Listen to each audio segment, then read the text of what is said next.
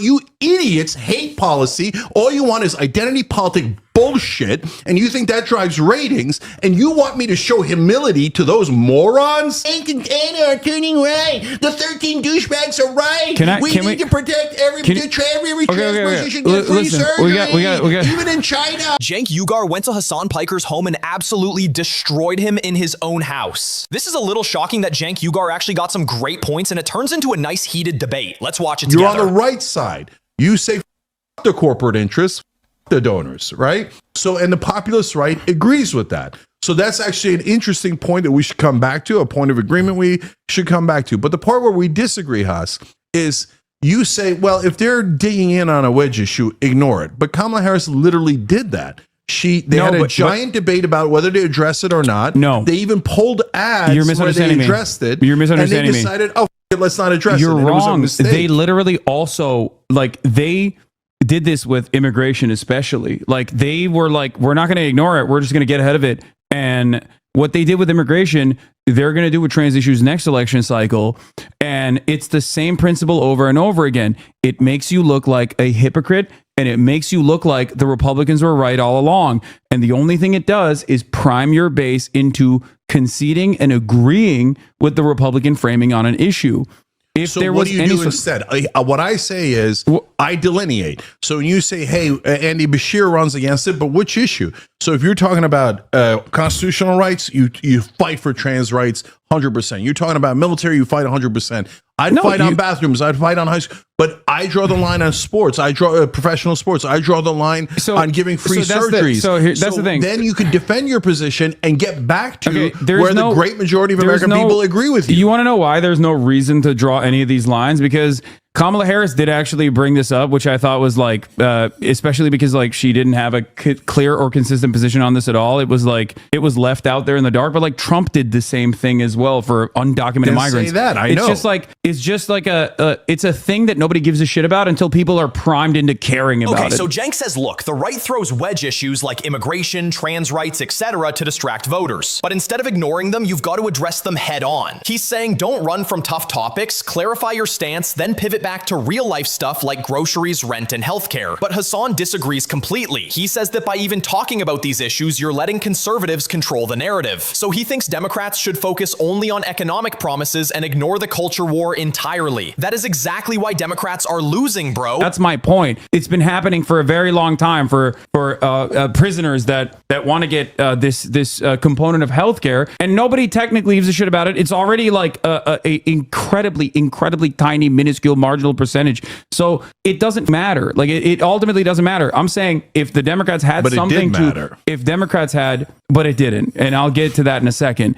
If Democrats had something that they were fighting for, nobody would give a shit about this. That's the point. Yeah, but you brought up Bernie Sanders and you said, oh, healthcare, universal healthcare. Bernie Sanders has also said trans rights are human rights. You know what I mean? It's not But that's the difference between 2016 and 2020. It's not like Bernie Sanders. It's not like Bernie Sanders himself is saying trans people, we got to cut them out of this bargain. Trans people, you guys are just making that up. No, but in Haas, when you frame it that way, you get all these crazy Republicans people are online. saying that. Republicans are saying that. No, I know, but we're not saying that. No, I know. I don't think any Republican politician is saying that fuck trans people. Hasan Piker thinks like this because that's how his thought process is like. Republicans instead say that trans people are just mentally ill. They need some help because they don't know who they are and they end up identifying themselves into 200 different genders. I mean, this was surprising that Cenk Uygur actually pushed back on Hasan about this topic. That's actually really nice.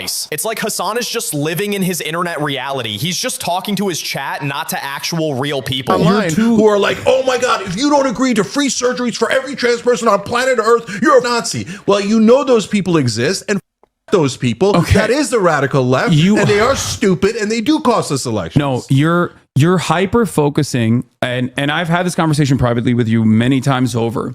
You are hyper focusing on people that are in your replies on Twitter, and because that's all you, that radical left because is bullshit, all you interact, stupid dumbasses. Do you agree? Here's where it gets personal. Hasan accuses Cenk of exaggerating, says he's hyper focusing on a few toxic people online. Basically, you're just mad at your Twitter replies, uncle. This part matters because Cenk's describing something real: how ideological policing online turns normal liberals into enemies overnight. People that are both in your replies that have also gotten mad at me as well, time and time again, on specific issues, maybe ones that even pertain to trans rights. Okay, it literally doesn't matter.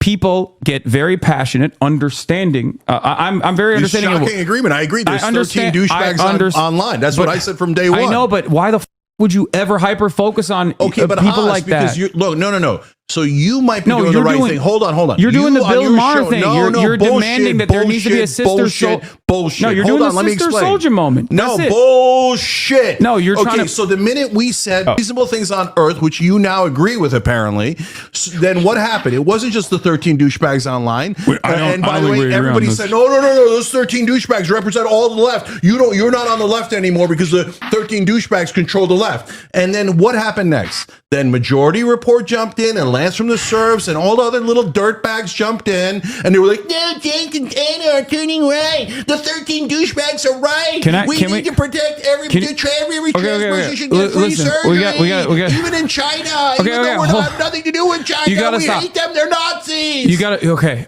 I mean, I'm 100% right. Every dirtbag show did it. You got to Every dirtbag show did it. This is what's really going on with the left shows. So many people like Hasan Piker are just completely dumb. I mean, it doesn't even matter what they say. These are radical leftists who make so many dumb points that at this point they have become literally jokers. But people like Cenk Ugyur are starting to get smart, and these are the people to be worried about, because as they start understanding real problems with themselves, that's when people like Cenk and Anna Kasparian can actually pull some people from right wing to left. But still, most of the left looks like really stubborn, still playing on dumb identity politics. So there's not really much of a threat to the right as of now. This is reframing an issue that is now we've moved away from the electoral consequences of a trans ad to your own personal anger and frustration that you have with left-wing media online. We are so do you agree left-wing media online, those guys that I listed are full of shit? I have and in a tiny stupid minority? I have disagreements with everyone in this space, but there's a reason why seemingly I don't catch the same amount of strays that you do, because I don't hyper focus. I can tell you why. I don't hyper focus. What do you think it is? They think you're hot, young. I don't mean attractive. God bless on that. Okay. I'm also obviously hot. I mean, as in they think, oh, the young people watch Hasan. He's cool. And you give the thing of like, oh, no, trans people are right on everything, right? You don't come out and make the distinctions that Anna and I made. Okay, so they think, oh, no, he's good. He's extreme as we are. I think he's woke left. Yay, extremeness. I think the reason, first of all, you're... Okay, by the way, Majority Report and all of you guys, you better attack him. He apparently agrees with me. Okay, you better attack him. You're not going to attack him, are you? You're hyper personalizing this into like criticisms that you've received. And punches you in the face 12 times, and you go, whoa, what? Why are you hyper personalizing it? Because just because I called you a Nazi, now it's personal to you. This is one of the funniest yet sharpest moments. Cenk rants about how every time he says something reasonable, a few extremist accounts twist it into Cenk turned right wing. He's showing frustration not at conservatives, but at his own side's intolerance. He's not just debating Hasan, he's diagnosing the online left itself, who are addicted to moral purity and allergic to realism. He's done pretending the far left rhetoric doesn't scare voters away. He's drawing a moral line. The enemy isn't conservatives, it's arrogance. You, Majority Report. But I never changed my policy. All of this is inconsequential in the grand scheme of things. And whenever there's like drama, for example, I've been getting attacked mercilessly by my former podcast co-host that has been actively trying to deplatform me for the past 2 months because he thinks that, or he's claiming that I am